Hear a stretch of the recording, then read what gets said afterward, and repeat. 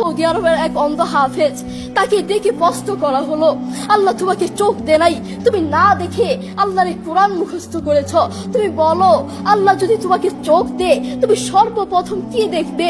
অন্ধ হাফেজ বলল, আল্লাহ আমাকে চোখ দে নাই, আল্লাহ আমি চোখে দেখতে পারি না, আমাকে চোখে দেখার মতো সেই শক্তি আল্লাহ দে নাই। আমাকে যদি আল্লাহ চোখ ফিরিয়ে দে, আমি আল্লাহর কসম করে বলতে পারবো আমি আমার মাকে দেখবো না, আমার কলিজার টুকরো সন্তান আছে আমি সন্তানকে দেখবো না, আমার ভাই আছে, আমার বন্ধু আছে, আমার প্রিয় মানুষ আছে আমি তাদেরকে দেখবো না। আমি দেখবো যেই কোরআন আমি না দেখে মুখস্থ করেছি সেই কোরআন দেখবো, সেই কোরআনের আয়াতগুলো কত সুন্দর তার দিকে তাকাবো। আল্লাহু আকবার। আমরা আমাদের কথা বলছি, আমাদের চোখ থাকতে আমাদের কোরআন পড়ার সময় হয় না। আপনি বলছেন আমি ব্যবসা করি সময় পাই না, কোরআন কোত্থেকে পড়বো? ব্যবসা করি কোরআন পড়ার সময় পাই না, আমি দোকান করি দোকানে অনেক কাজ থাকে, বিশ্বাস করুন আমি অনেক ব্যস্ত মানুষ, এজন্য কোরআন পড়ার টাইম পাই না, কোরআন পড়ার সময় পাই না।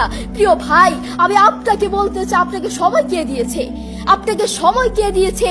যে আল্লাহ আপনাকে সময় দিয়েছে সে আল্লাহর জন্য আপনি কোরআন পড়তে পারেন না। আপনার চেনা ফলমান আসমানের নিচে জমিনের উপর আরেকটাও